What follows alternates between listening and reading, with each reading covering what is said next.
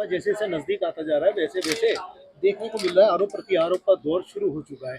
दिल्ली में कांग्रेस ने एक बार फिर न्याय यात्रा का आगाज किया है। क्या लगता है कि दिल्ली में कांग्रेस दोबारा एक बार अपना परचम लहरा पाएगी? 100% अपना परचम लहराएगी और गली गली मोहल्ले मोहल्ले जाकर के हमारे प्रधान, हमारे तमाम साथी, कांग्रेस के लोगों से मिल रहे हैं, बातचीत कर रहे हैं और अपनी पूरी कोशिश है इस बात को लेकर के कि जो दोनों सरकारें, भारत सरकार और दिल्ली सरकार, जिस तरह से उन्होंने निकम्मापन किया है उसको दूर करके हम लोग आगे बढ़ेंगे और उनकी जितनी भी कमियां हैं उसको उजागर करेंगे, लोगों के सामने लाएंगे। जैसे दिल्ली में वायु प्रदूषण लगातार बढ़ता जा रहा है, एक तरफ आम आदमी पार्टी सरकार बड़े बड़े दावे कर रही है प्रदूषण कंट्रोल करने के लिए, दूसरी तरफ बीजेपी कहीं ना कहीं आम आदमी पार्टी पर हमलावर होती नजर आ रही है। लेकिन इस सियासत के बीच दिल्ली की जनता लगातार प्रदूषण की मार झेल रही है, कई बीमारियों का सामना करना पड़ रहा है। क्या कहेंगे? मैं तो इसमें स्पष्ट कहना चाहूंगा कि सारी जिम्मेवारी, बहुत अच्छा काम हुआ, आरती हुई, जमुना जी साफ हुई तो गवर्नर साहब आगे खड़े हुए कि मैंने किया, और दिल्ली सरकार ने कुछ नहीं किया। अरे भाई, जब आरती के लिए उसको ठीक कर सकते थे, सफाई कर सकते थे, उस जगह को ठीक कर सकते थे, तो क्यों नहीं सब जगह किया आपने? और आज क्या कहना चाहते हैं आप? भारत सरकार कह रही है कि जिम्मेवारी सारी चीजों की दिल्ली के गवर्नर की है और गवर्नर इस तरह की बात कर रहा है, तो मैं समझता हूँ कि बहुत अच्छी बात नहीं है। उसे इस बात की कोशिश करनी चाहिए कि केवल आरती के लिए उसने वो जगह साफ कराई, बाकी जगह सब क्यों नहीं कराता? जैन साहब, आम आदमी पार्टी ने दिल्ली पिछले विधानसभा चुनाव में अरविंद केजरीवाल ने वादा किया था दिल्ली की यमुना को साफ करेंगे और एक एक डुबकी जो है दिल्ली के हर निवासी को लगवाएंगे। लेकिन आज दिल्ली की यमुना की जो हालत है, गंदा पानी जिससे लोग बीमार हो रहे हैं, कई बीमारियां उत्पन्न हो रही हैं। स्वास्थ्य की बात करें तो अस्पतालों में बड़ी लंबी लंबी कतारों में लोग लग रहे हैं। क्या कहेंगे? मैंने आपको अभी स्पष्ट कहा है कि अच्छे काम की जिम्मेवारी सब गवर्नर साहब की है साहब। अब बुरे काम जितने भी हैं, अब आप देखिए कि LNJPN की बाहर की बिल्डिंग तैयार खड़ी है और उन्होंने उस पर इंक्वायरी लगा दी।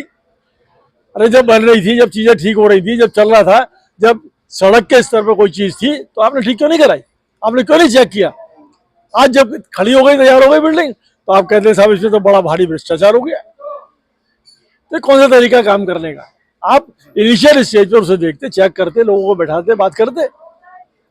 ऐसे ही आप सफाई के बारे में कहते हैं, तो मैंने आपको भी बताया कि किस तरह से उतना हिस्सा, जितने हिस्से पे गवर्नर साहब को जाके भाषण दे रहा था तो चलेगा गवर्नर साहब। आज गवर्नर साहब को कुछ कह रहे हैं, दूसरी जगह के लिए आपको दिल्ली गवर्नमेंट को कह रहे हैं। तो इन सब चीजों को आपको देखना पड़ेगा। दिल्ली की कानून व्यवस्था के बारे में आप देख लीजिए। जैसे कांग्रेस विधानसभा चुनाव से पहले दिल्ली में गली गली नुक्कड़ नुक्कड़ जाकर जनता से मिल रही है, छोटी छोटी पंचायतें कर रही है, न्याय यात्रा भी दिल्ली में निकाली जा रही है। क्या लगता है दिल्ली की जनता का इस बार क्या मन है? दिल्ली की जनता का इस बार बिल्कुल स्पष्ट मन है मेरे हिसाब से कि वो चाहती है बदलाव।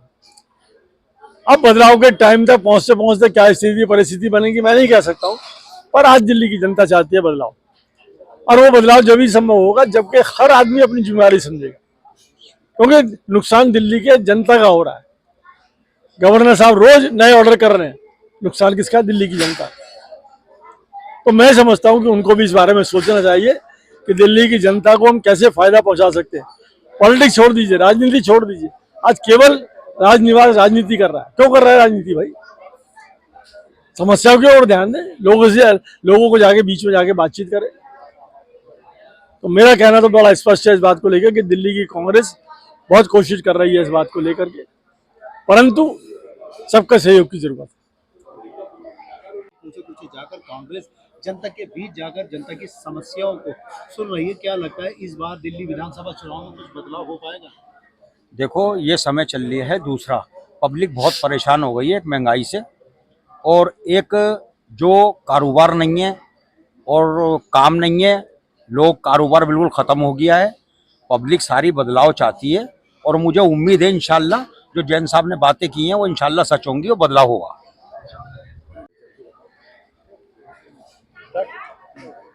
गोविंद जी, दिल्ली विधानसभा चुनाव जैसे से नजदीक आता जा रहा है, राजनीति स्तर बढ़ता जा रहा है। दिल्ली में बात करें तो कई समस्याओं का दिल्ली की जनता सामना करना पड़ रहा है। क्या लगता है इस बार दिल्ली विधानसभा चुनाव में कांग्रेस दोबारा अपना परचम दिल्ली में लहरा पाएगी? कांग्रेस अपना परचम दोबारा लहरा पाएगी, ये बिल्कुल सत्य है। क्योंकि इतनी निचले स्तर की राजनीति कभी भी, आज मेरी उम्र लगभग 65 साल है, हमने कभी नहीं देखी। जितना निचला स्तर राजनीति का आज गिर चुका है।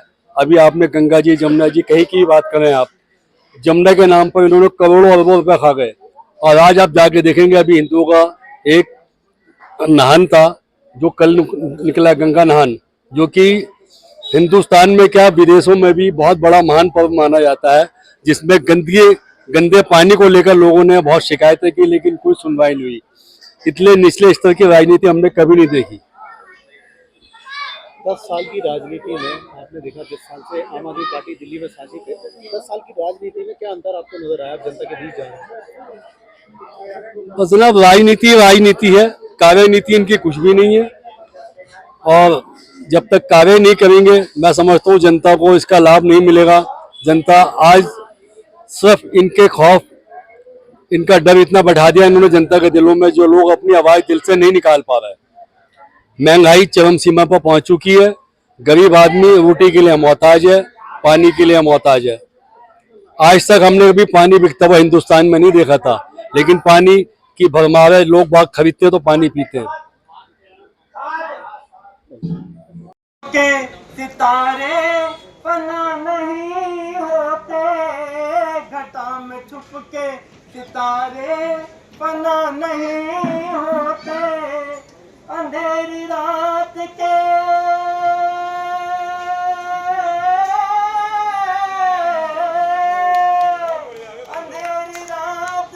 दिन में अशोक जैन दिए जला के जियो, न मुँह छुपा के जियो और न सर झुका के जियो, न मुँह छुपा के जियो और न सर झुका के जियो।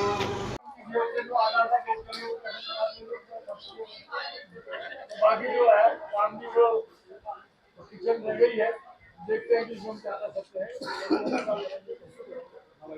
जो भी संभव होगा उसे पूरा करेंगे।